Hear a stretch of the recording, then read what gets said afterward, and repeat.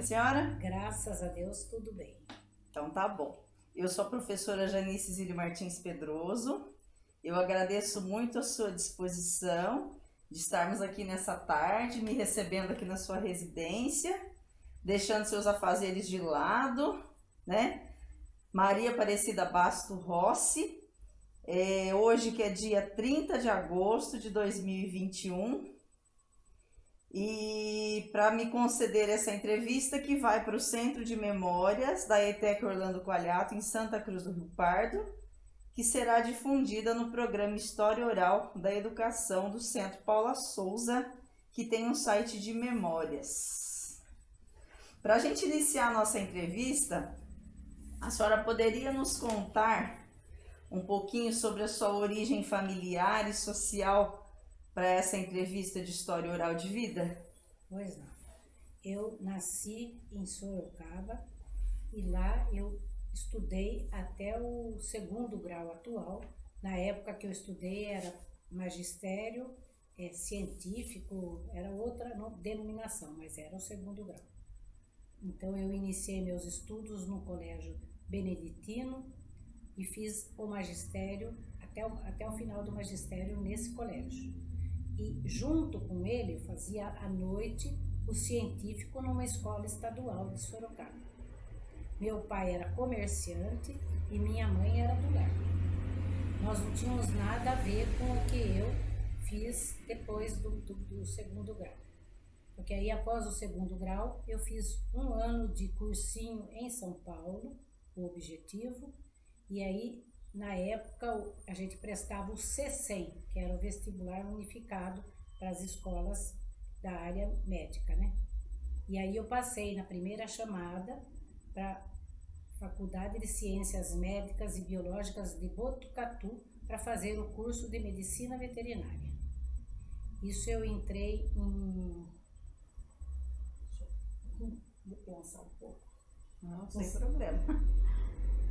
Eu entrei no ano de 67. E aí eu me formei em 71 como médica veterinária. Após a formatura, logicamente eu tinha que procurar um emprego. E aí surgiu uma vaga de veterinária no chamado, que era pertencente à Secretaria de Agricultura e Abastecimento de São Paulo, era o Departamento de Ensino Técnico, DET. E aí eles tinham as escolas técnicas, que eram sob a jurisdição deles, e apareceu vaga para veterinária em Cerqueira César. Aí eu vim para Cerqueira César, fiquei até 74 lá. Aí em 74 apareceu uma vaga aqui em Santa Cruz do Rio Pardo, porque eles precisavam de uma veterinária, porque tinham animais e eles só tinham agrônomos no corpo técnico deles. Então eu vim transferida para cá e aí eu fiquei até aposentar em 98 na escola. Então, quando a senhora já veio para Santa Cruz, já era para trabalhar na ETEC? Já direto para trabalhar na ETEC. Então eu vim, aí assumi o cargo na então escola Colégio de Maria, que era aqui na cidade. Então a gente ministrava aulas teóricas aqui e tinha a fazenda que foi adquirida pela prefeitura e pelo estado, que era a fazenda da escola.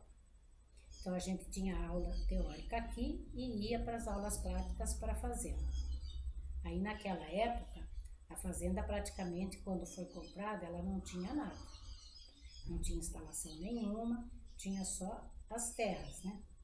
Então o pessoal da agricultura já pôde mexer nas terras, tudo. Só que a parte veterinária a gente ensinava, mas começou aos poucos, adquirindo primeiro bovinos, depois suínos e aves. Então eram esses 3 setores só da parte veterinária. E aos poucos elas foram crescendo e a gente foi também trabalhando com os alunos nesse sentido. Mas só que naquela época era totalmente tudo muito diferente. Primeiro porque no começo as verbas vinham através da Secretaria da Agricultura e eles exigiam que o diretor da escola fosse agrônomo, porque se era uma escola técnica voltada para agronomia e veterinária, tinha que ser alguém de formação técnica. Então, o nosso primeiro diretor foi o José Rubens Rochelle, que era agrônomo formado pela Exalc. E todo o corpo técnico da parte agrícola era tudo agrônomo. Só eu de veterinária, porque eu abriu a vaga aqui justamente por causa que ia começar a introduzir a parte de animais. Aí eu fiquei muito tempo sendo só eu a única veterinária da escola. Aí nesse tempo aí de Secretaria de Agricultura, já passou para outra secretaria e foi passando, Secretaria de Educação. Daí quando entramos para a Educação, eles já tiraram o diretor técnico, eles não queriam mais um agrônomo como diretor. Aí os diretores que foram indicados eram tudo da Secretaria de Educação, que vinham através de transferência, né? Eles faziam uma opção e vinham para a escola. E foi um bom tempo assim. Então, quando foi para assumir um diretor que não fosse técnico, veio para cá a Olavínia Negrão. A dona Olavínia, depois dela veio o Zacura, quer dizer, aí começou a vir o pessoal da educação. Mas a nossa parte técnica continuava, não tinha coordenação, nada como existe agora, né, na escola, que agora é da Paula Souza. E nós passamos um bom tempo, então, só na Secretaria de Educação. E nesse ínterim, para a gente poder dar aulas, eu fiz esquema 1, que era um esquema de licenciatura na Faculdade de Medicina Veterinária de Araraquara. Então, a própria secretaria custeou para a gente fazer esse curso lá para ter a licenciatura. A partir daí, a gente ficou licenciado para poder dar aulas, né? Apesar que a gente já dava aula normalmente, só que não tinha o título de professor. Então as coisas foram caminhando, até que eu vou falar mais ainda sobre aquela parte. Eu acho que é muito importante essa parte que a gente ficou aqui, que era a Secretaria da Agricultura, porque eu achava que era muito bem elaborado, apesar das dificuldades da época. Porque o projeto era chamado Projeto Escola Fazenda. Então foi um projeto executado em que os alunos eles eram mantidos na escola para receber os ensinamentos técnicos e ao mesmo tempo trabalhar, porque nas aulas práticas era feito trabalho. Então, para que isso ocorresse de uma forma organizada, eles também organizaram um projeto que chamava Projeto Escola Fazenda, que dividia os alunos em LPP, que era Laboratório de Prática de Produção, e em PAO, que eram Projetos Agrícolas Orientados. Qual que era a diferença de um e do outro? Então, o LPP era para manutenção da fazenda, de tudo que fosse relacionado com a escola, a produção que vinha para abastecer o refeitório. E o PAO era uma chance que os alunos tinham de começar já na iniciativa de escolher algum projeto para desenvolver. Então, eles iam escolher esse projeto de acordo com a habilidade de cada um. Então, eles escolhiam os projetos que eles iriam desenvolver e aí o professor da disciplina só orientava esse trabalho. De uma forma ou de outra, eram feitos escala de alunos. Isso sempre teve na escola agrícola. E a escala era o quê? Uma escala de trabalho. Então, essa escala, numa semana, eles trabalhavam para a escola, vamos dizer assim, que era no LPP. E na semana seguinte, eles iam trabalhar para eles, que era o PAO, que era a produção deles.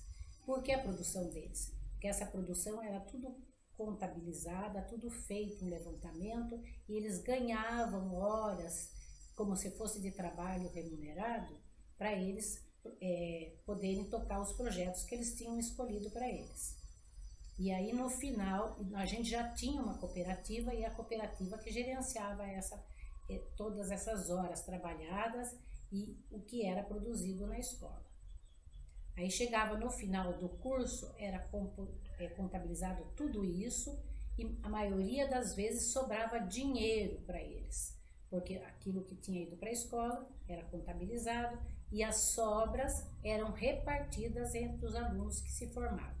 Quer dizer, era um incentivo para eles trabalharem na fazenda, eles executarem as tarefas, aprenderem e ao mesmo tempo ter alguma coisa no final do curso.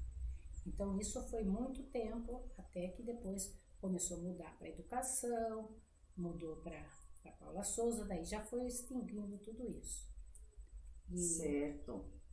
Eles faziam esses projetos que a senhora chamou nas aulas mesmo, ou era um horário específico? Era fora do horário de aula? Era fora do horário de aula.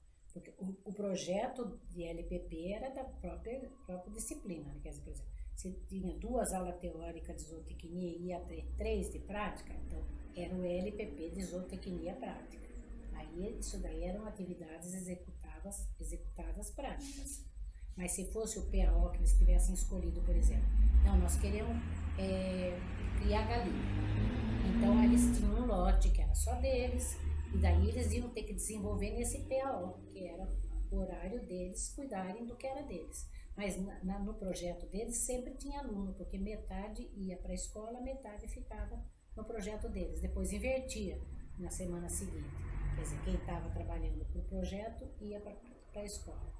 Escola, assim, só para uma maneira de poder entender, né? E depois o que estava trabalhando para a escola ia nos projetos. Quer dizer, nunca ficava nenhum setor sem aluno para trabalhar, para dar conta do serviço.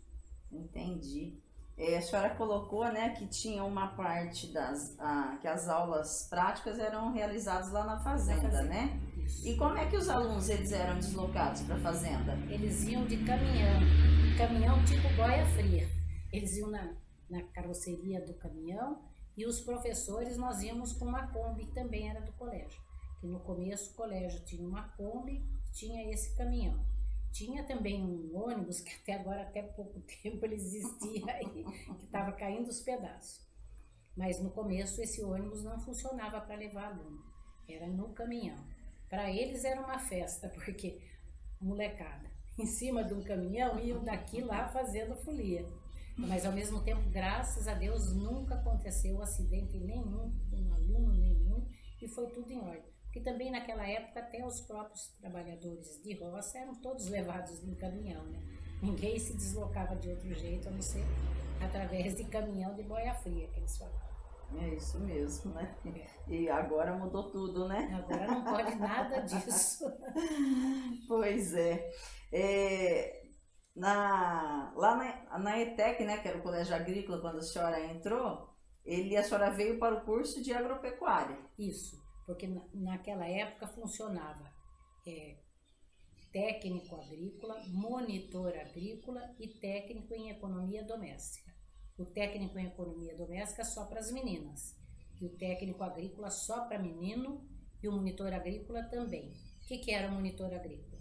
O monitor agrícola era um pré-técnico, quer dizer, é um auxiliar do técnico, é alguma coisa mais básica, tipo assim, o 1º grau, enquanto que o técnico era o 2º grau. Então veio muita gente, principalmente da região de São Pedro, para fazer esse monitor agrícola, que era um curso mais rápido e ao mesmo tempo dava um diploma para ele. Quer dizer, depois disso, daí eles pensavam se eles queriam continuar como técnicos ou eles queriam partir para um colegial, para qualquer outro tipo de estudo. Mas eu acho que na época em que a gente estava aqui, funcionou muito isso e teve muitos alunos que se destacaram por fazer esse curso e depois para poder entrar na área, né? Certo. Nos outros cursos ela não ministrou aula no de economia doméstica? Economia doméstica era só as formadas em economia doméstica, porque daí eles iam ter curso de culinária, curso de bordado, essas coisas tudo relativa à mulher que ia ajudar na agricultura, porque era a esposa do agricultor para fazer alguma coisa na fazenda. Entendi. A parte de horta também era lá ou era aqui? Não, era aqui na escola daqui, porque aqui é enorme, né, o colégio, então tinha uma área boa, então a horticultura funcionava aqui, porque era mais fácil também para levar tudo para o refeitório, porque daí a horta praticamente era só para consumo do refeitório, porque o excedente era muito pouco para conseguir comercializar. Entendi. Os componentes que a senhora ministrou aula quando a senhora veio para a ETEC, a senhora se recorda? Zootecnia, criações, administração e economia rural e indústria rural. Só que na época, industrialização e economia era tudo mais teórico.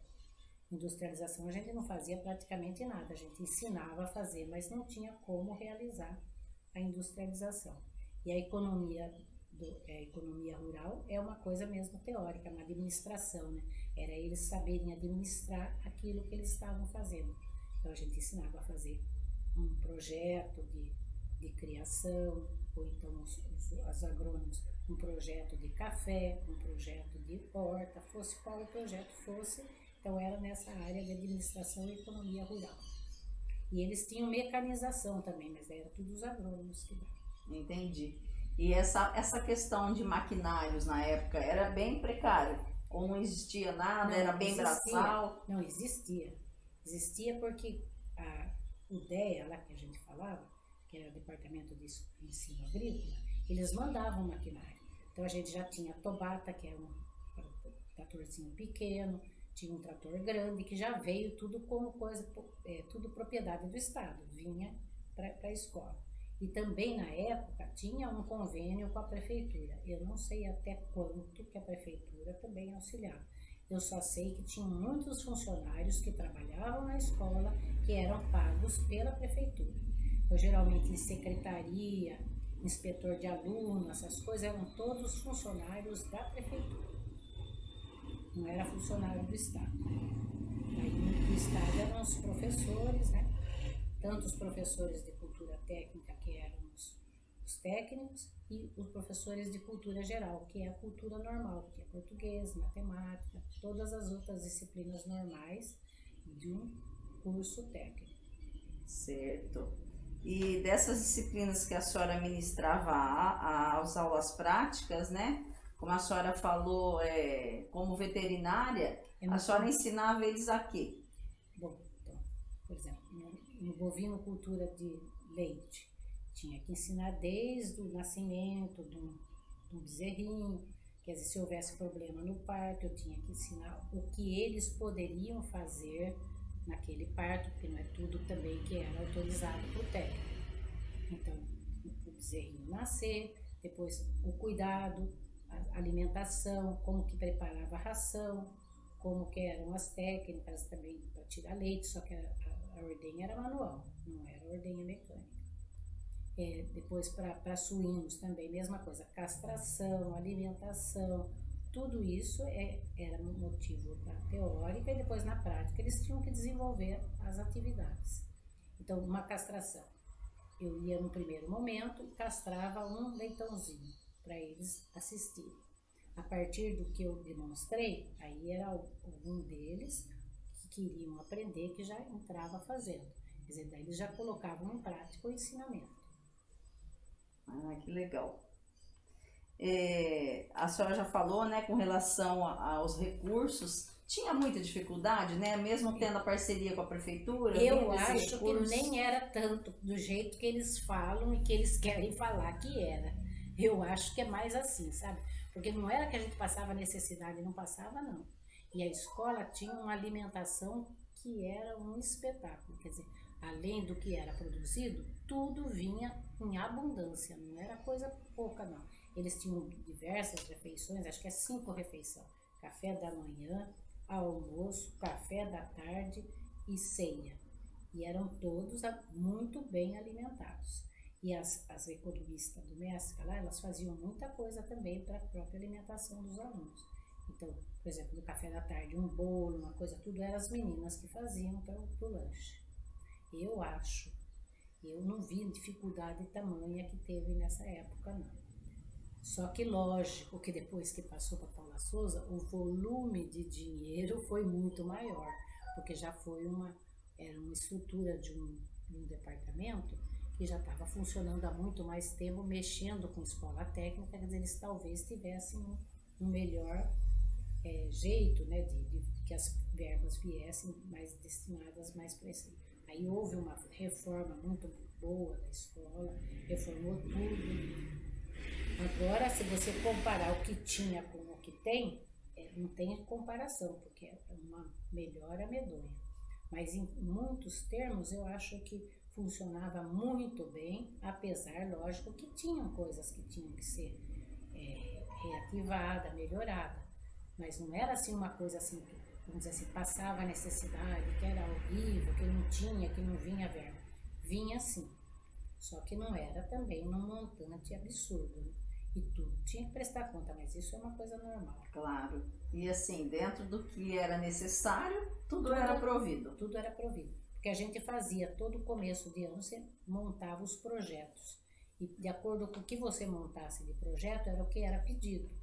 Então, de acordo com o que eu pedia para vir, por exemplo, para os animais, o tanto de ração, no caso, por exemplo, do aviário lá, eu precisava de bujão de gás para manter temperatura lá, quando era pintinho, para eles poderem se desenvolver, quer dizer, então eu já tinha que pôr tudo no projeto. O que fosse do projeto era mandado. Lógico que se a gente esquecesse de alguma coisa aí já não vinha. Mas quer dizer, isso daí a gente trabalhou muito tempo, desde o começo, em cima daquilo, então era difícil que faltasse as coisas sem previsão. Então, na verdade, a gente já tinha que prever tudo. A senhora falou de alguns diretores, né? Primeiro diretor, depois que veio para a Secretaria da Educação, a senhora se recorda de mais algum? Não, eu sei. É a Ola, depois da Ola o Zacura, depois do José Zacura veio Laureano Escuculha. Antes dele tem as outras mulheres. Tem a Maria Odila, Maria Otília, a Luzia Ortega, quer dizer, bastante gente passou pela escola. Até chegar, quando já estava, acho que quase passando para Paula Souza, o último que assumiu foi o Altamiro. Depois do Altamiro já entrou a Leni. Daí tinha que ser concursado pela Paula Souza para poder ser colocado o diretor. Agora, até o Altamiro era indicação. Quer dizer, eles indicavam quem é que ia ser o diretor. Correto. E dos professores que trabalharam com a senhora na época, a senhora se recorda? Tem bastante. De alguns. Os mais próximos, talvez. O Antônio Salvador Consalter, que é o Toninho, que agora ele é do sindicato, né? Presidente do sindicato. Aí tinha Antônio Carlos de Seta, que é falecido. Depois tinha o Scarpim, ele já entrou também naquela época lá, já era de lá. O Altamiro também, só que o Altamiro não era agrônomo. Ele era formado em ciências agrícolas do Rio de Janeiro. Então, tanto é que depois ele entrou como diretor, porque ele já tinha formação para professor. Né? Ele não precisou fazer esquema único como todos nós fizemos.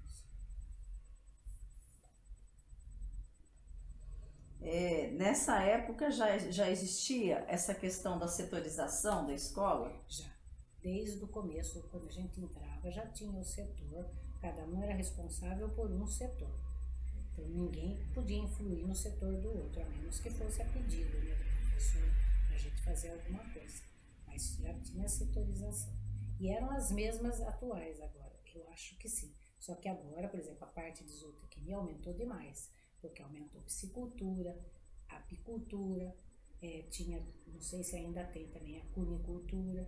Quer dizer, então, isso aí foi tudo vindo à medida que foi progredindo a escola, ampliando e podendo ter condições de aumentar os setores.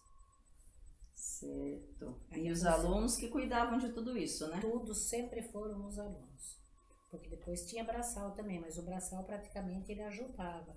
Ele fazia uma parte, mas a maioria eram todos os alunos trabalhando.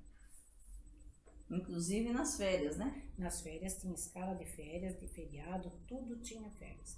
E a mudança também, os nossos alunos eram mais do Paraná, Mato Grosso e São Paulo. Agora tem muita gente lá de cima, né, do Pará. Temos bastante alunos. Então, que a gente de primeiro não vinha. Nós temos, acho que eu não sei, né, segundo a entrevista da dona Leni, ela falou que não se recorda de ter algum aluno só do Sul, do Rio Grande do Sul, porque dos outros estados ela diz que sempre teve, né, mas concentra bastante no Pará mesmo. Então, na época nossa era Paraná inteiro quase. Paraná, tinha São Paulo, mas em menor quantidade. Tinha muito do Mato Grosso. Não sei se ainda continua do Mato Tem Grosso. alunos ainda. E a questão do comportamento disciplinar dessa molecada? Eles davam muito trabalho? Eu, particularmente, eu trabalhei também em outras escolas, fora da escola agrícola. Eu trabalhei no Leônidas, trabalhei na UAPEC, trabalhei na escola de comércio. Eu, comparativamente, eu achava que a escola agrícola dava de 10-0 nas outras, porque os nossos alunos sempre foram muito respeitosos, educados e realmente eram pessoal que tinha fama de bagunça, mas eles não eram.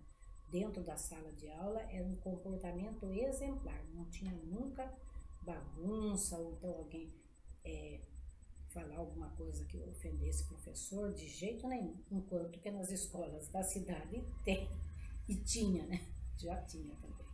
Será que isso Eu acho que era do meio que eles vinham, porque a maioria era de pai, mãe sitiante, essas coisas. O pessoal do Paraná, principalmente, eram todos vinham da área rural mesmo. Então já tinham um tipo de educação diferente de muita gente que é criada na cidade, que é meio levado assim, vamos dizer, no bem bom. Sempre teve de tudo e não precisou nunca ter necessidade. Então eu penso que seja isso. Porque nunca eu lembro de ter um aluno que me desrespeitou ou tivesse desrespeitado um outro professor, que isso tivesse causado alguma polêmica. Enquanto que no Leônidas eu sei que já teve gente, teve que chamar a polícia, tudo por aluno, mas então a gente já sabe disso. Então eu acho que a escola agrícola sempre foi, em questão de disciplina, foi exemplo, porque realmente a gente não tinha problema. A gente, na época lá, um pouco atrás, a Leni dava catequese lá, o Beleza dava catequese. Quer dizer, onde que você vai dar catequese junto na escola? Aqui não tem condição. Eles mal vão na catequese quando o pai e a mãe colocam para ir na igreja. E lá não. Eles mesmos vinham perguntar, será que eu não posso fazer curso para primeira comunhão? Começava na primeira comunhão, crisma. Teve um que acho que até batismo não tinha ainda, foi batizado. Quer dizer, e eles pediam missa, quer dizer, então de tempo em tempo fazia missa lá. Quer dizer, eu acho que isso daí é um tipo de ensino, um tipo de ambiente que é diferente. Quer dizer, talvez em outras escolas isso não aconteça, mas na nossa, felizmente, sempre foi assim. Até porque eles vinham de longe e acabavam ficando o ano todo aqui, Ficava né? aqui, não ia embora nas férias, não ia para casa. Escala. Então, e acho que pelo fato disso também, eles tinham meio medo, porque se realmente fizesse alguma coisa, era pai e mãe chamado, e não tinha chance, né? Não é que ele ia lá chorar, ai, não chama. Chamam sim. E o diretor chamava e contava o que tinha acontecido, exatamente o que tinha que acontecer. Por exemplo, era suspenso um dia, uma semana, quer dizer, eles sentiam na pele que aquela suspensão dava problema para eles. Então eles se comportavam. Eita. A senhora, com certeza, a senhora vai se lembrar de alguns alunos que se destacaram aí na área, né? Então, eu já citei, né, uma vez, que é o Bacetinho, que ele foi até fazer curso em Israel, tudo se especializou, que foi uma maravilha. Sem ser ele, tem outros também que foram para fora, porque teve uma fase também da escola que a Exalc dava muito apoio para nós. Então, eles vinham, ministravam curso para professor, para aluno, quer dizer, isso era incentivo para o aluno que se destacasse numa determinada disciplina, para ele poder estudar para fora, fazer algum curso, alguma especialização. Nós temos alunos ainda que estão para fora e tem os que já voltaram e que estão na atividade deles, né? Agora, os paranaenses, eles todos voltaram para... Cianorte é uma das cidades que mais tem ex-aluno nosso. Até tem um que ele veio esses tempos aqui, ele falou, se vocês forem lá, vocês só vão ver ex-aluno, não tem mais ninguém na cidade, é só nós, eles brincam com a gente.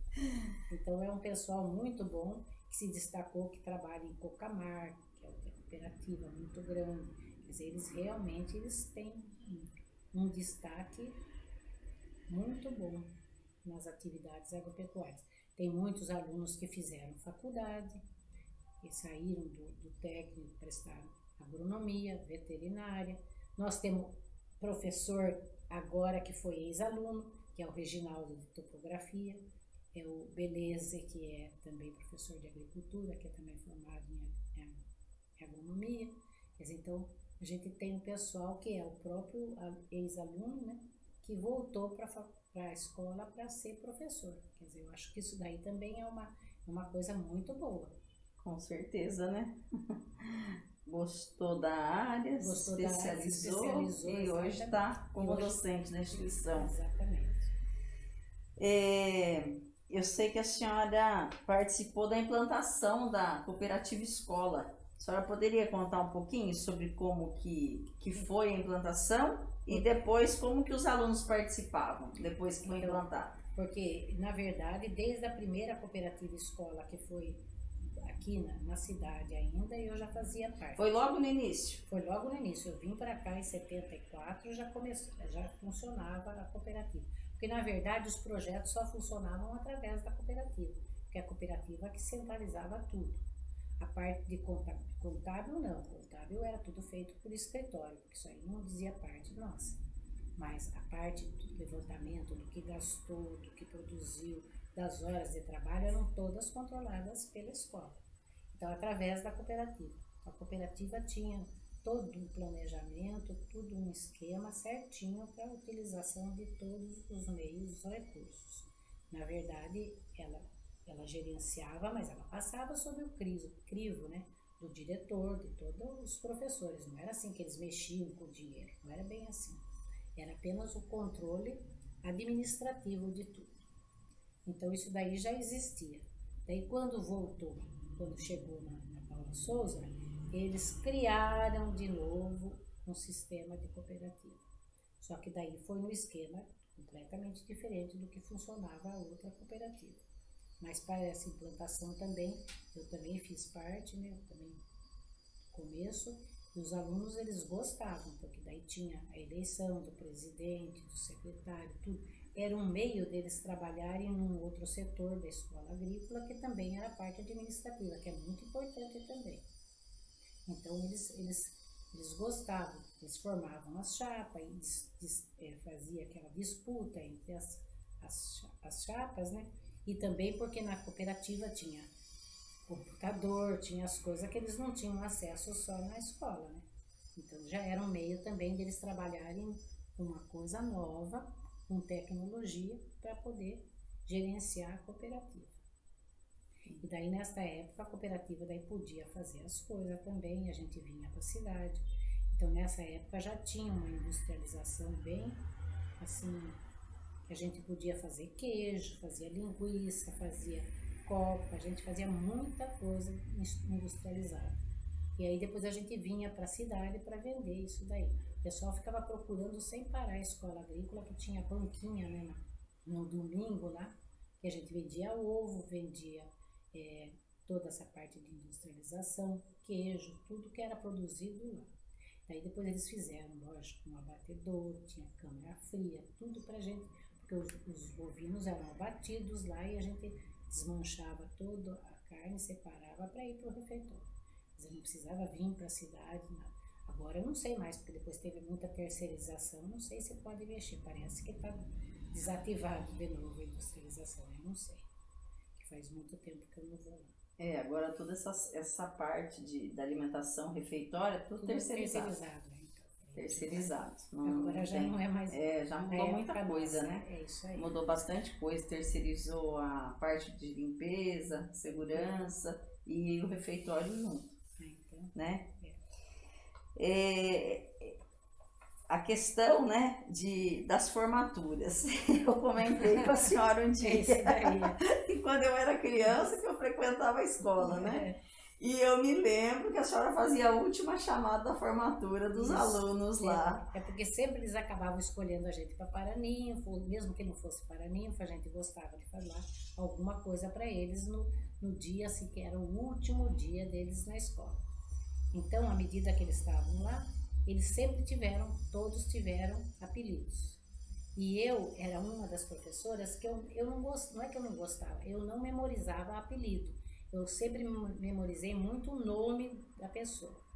Então eu só chamava eles pelo nome, sem apelido. Só que ao mesmo tempo eu sabia qual é o apelido de cada um. Então, à medida que eles iam chegando na terceira série, você ia sempre se preparando para aquela solenidade do fim. Então, eu sempre ia vendo alguma coisa pitoresca que tinha acontecido com eles durante o curso. Para depois, nessa última chamada, eu pegar e falar, fulano de tal. Então, eu falava alguma coisa que ele tinha feito durante o curso. Quer dizer, aquilo lá para eles era uma coisa que reavivava um acontecimento que às vezes o pai e a mãe não sabiam, eles eram obrigados a explicar para o pai e a mãe. Quer dizer, era uma coisa pitoresca.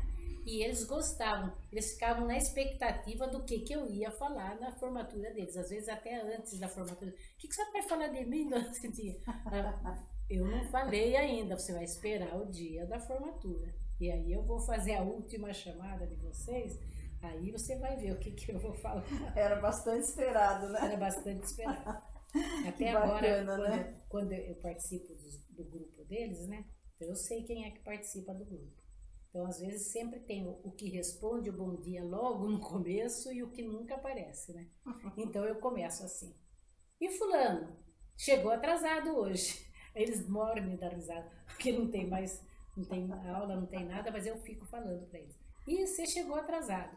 E agora, hoje já levou falta. É uma brincadeira que eu faço com eles até hoje e eles acham o máximo, porque realmente é um vínculo que a gente tem desde a época, né? É uma forma de continuar com a amizade. De continuar, exatamente, né? A senhora falou, né, em um dos alunos aí que a senhora destacou, né, que foi o Juninho. E o Juninho foi um dos alunos que eu fiz a entrevista com ele, acho que foi no mês de abril desse ano, abril ou maio, né? E o Juninho, ele citou as suas aulas na entrevista, né? Que bom. E aí ele falou assim na entrevista, a professora Cidinha na aula de zootecnia, puxa vida, é gostoso até hoje olhar para um apiário e entender como aquilo funciona. Uma criação de galinhas e entender como funciona aquilo. Então as aulas de zootecnia da Cidinha eram fantásticas. Ele fez esse comentário. Então olha que bacana, né? É muito bom. O Isso aluno, que é gratificante. Exato, e o aluno olhar, né, lembrar de algo que ele estudou lá já faz tempo, faz né? bastante tempo. Ele falava assim para mim, olha, eu contrato o engenheiro, eu contrato a mão de obra especializada para isso, mas eu sei tudo que eles vão fazer. Exatamente. Eu já tenho o projeto na minha cabeça e eu sei exatamente o que eles vão fazer, da forma como tem que ser feito, né? Exatamente isso. Eu acho que o importante da escola agrícola é exatamente isso. É um pré do que aquilo que eles vão trabalhar, né? Então eles já aprenderam como que é. Então, se eu já sei como que é muito mais fácil de eu cobrar do que uma pessoa que está por fora, não sabe se faz, se não faz, quanto que demora. Quer dizer, isso daí ele já tem a experiência anterior. E o que é bacana que eles falam, que a maioria dos que vão fazer a faculdade, é como se eles estivessem assim, já sabendo um monte de coisa que é fornecida na faculdade, que eles já tiveram na escola agrícola. Não que a gente tenha a pretensão de ter sido uma faculdade, mas é que os ensinamentos que a gente passou realmente foram fundamentais para eles depois. E vai aproveitando, né? Isso, né? Para a vida, para a faculdade, para a vida profissional. Exatamente. E tudo mais. É isso daí. Mas é muito gratificante. Eu trabalhei 25 anos na escola, não me arrependo. Se eu tivesse que voltar e começar outra vez, acho que eu começaria do mesmo jeito, porque graças a Deus eu me realizava enquanto eu estive lá, como professora e como orientadora dos alunos. Porque além da gente ser professora, a gente procurava orientá-los também na vida profissional, na vida normal, privada, assim como se fosse uma segunda mãe ou uma segunda orientação para eles na vida futura. Que tem aluno que fala isso, nossa, mas o que a gente teve lá, a gente teve a bagagem de casa mais a bagagem de escola, quer dizer, então isso formou a gente melhor do que muita gente que não teve orientação nenhuma. Isso a gente ouve quase que direto. É só a gente encontrar com eles, a gente acaba vendo essa afirmação deles. E não é só em relação a mim, é em relação à escola. Sim. Escola como um todo o pessoal que trabalhou na formação deles. Uhum. Como é que foi essa questão, né? A senhora falou que a senhora iniciou lá em 74. A senhora já era casada na época, não? Não.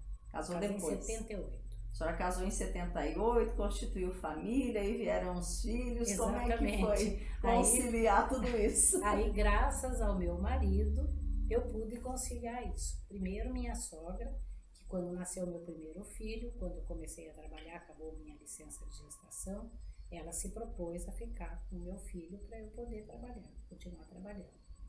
Então, ela olhava meu filho. E meu marido mantinha a casa, porque eu tinha empregada. Só que ele também nunca foi acostumado a comer comida de empregada. Então ele, não, pode deixar que eu vou fazer a minha comida, faço para a empregada e faço para os meninos. Eu tive 2 meninos, só que o meu mais velho faleceu. Então era o que ficava com a minha sogra. Depois de um tempo depois de um ano eu tive o outro, né? Aí a minha sogra já não ia dar conta de 2 crianças. Aí eu tive a sorte também de ter uma tia do meu marido, porque a família dele é todinha daqui. A minha, ninguém, só eu que vim para cá. Aí a tia se propôs a cuidar do meu segundo filho.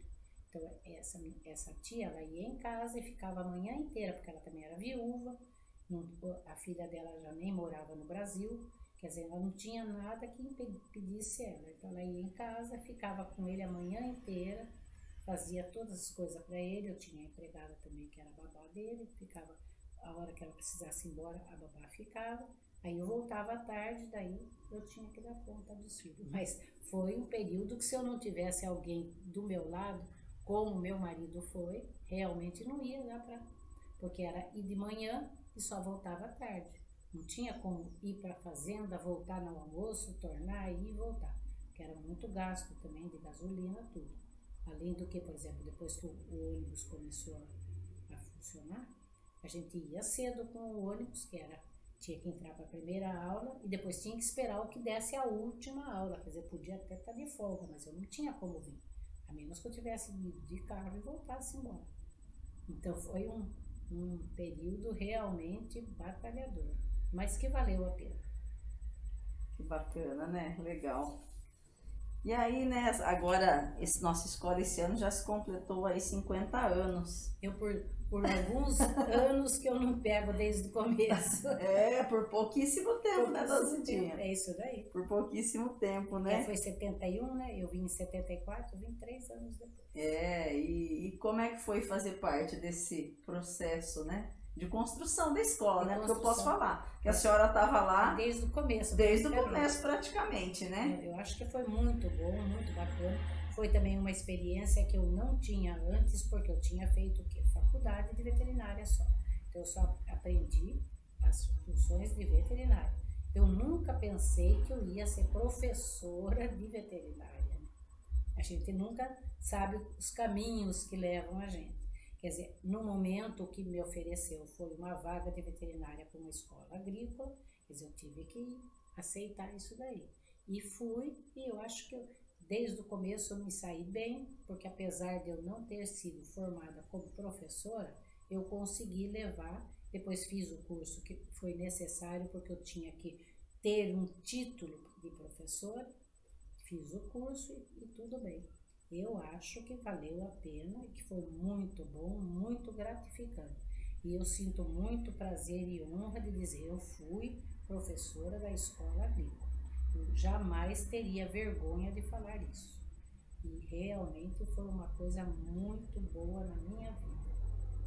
Que a gente se vê e fica muito gratificada também pelos ex-alunos nossos que voltam e contam todas as experiências deles e que realmente a gente sabe que são homens honestos, bons trabalhadores, que constituíram famílias e que são famílias realmente que estão bem alicerçadas. A gente tem muitos ex-alunos aqui na cidade também, né?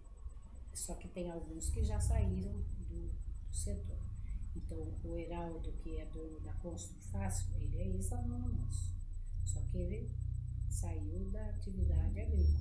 Mas ele é uma pessoa também batalhadora que conseguiu, que está progredindo cada vez mais e que faz parte dos nossos ex-alunos, né? Eu acho que assim, a base que a escola deu para esses alunos, né, Rancidinha? A escola, a base, né? Porque ali, como a senhora mesmo disse, não era só ensinar a prática da agropecuária, né? Outros valores, outras... Tudo a gente procurava envolver. Eu falei, eu também não sei, porque a gente não participou de outras escolas, nada, para a gente saber se realmente o pessoal também era assim envolvido.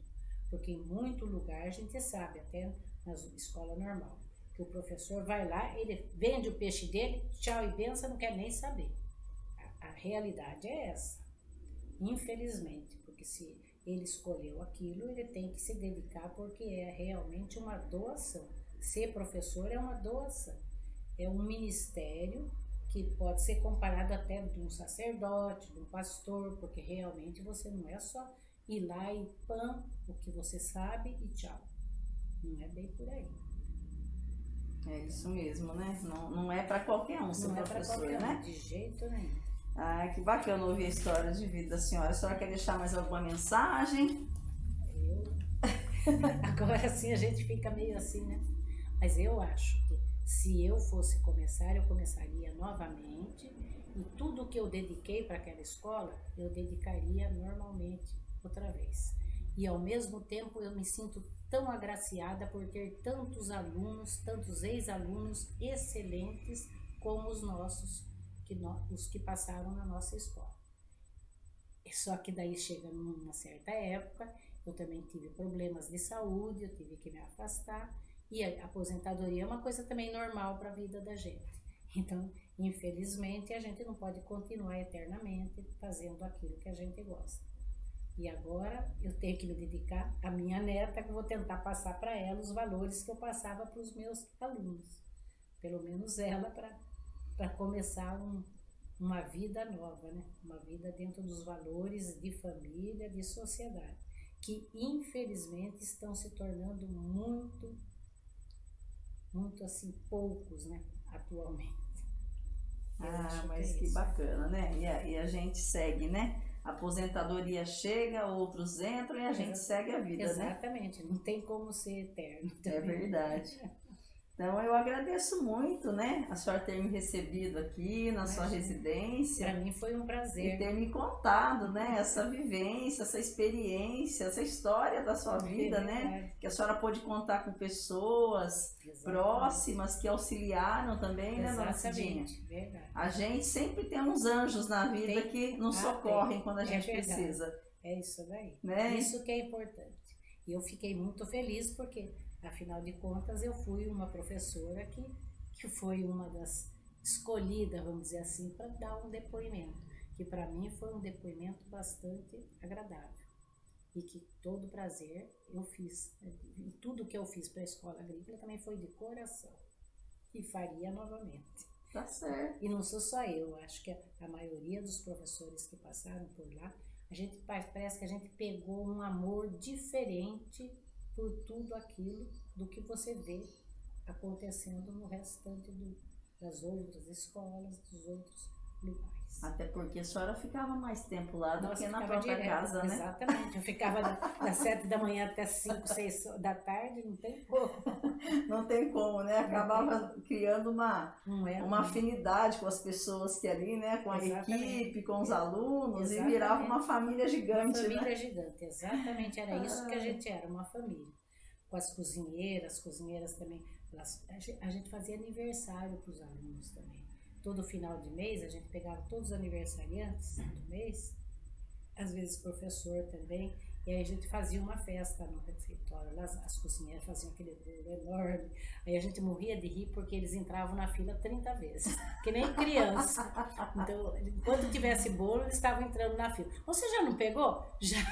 Só que entrava de tão bom, né, que eu quero mais um pedacinho. Então isso também é uma coisa diferente, né, porque não se faz isso. Com certeza. É muito bom. Mas é isso. A gente vai lembrando as coisas pitorescas depois. Mas é muito bom, né? Trazer tudo isso à mente da gente, né? Falei, foi um retorno ao passado muito gratificante. Que bacana. Muito bom. Então tá bom, dona Cidinha. Obrigada mais uma Imagina. vez pela sua atenção Imagina. e tenha uma boa tarde. Imagina para você também. Eu agradeço a atenção de vocês também.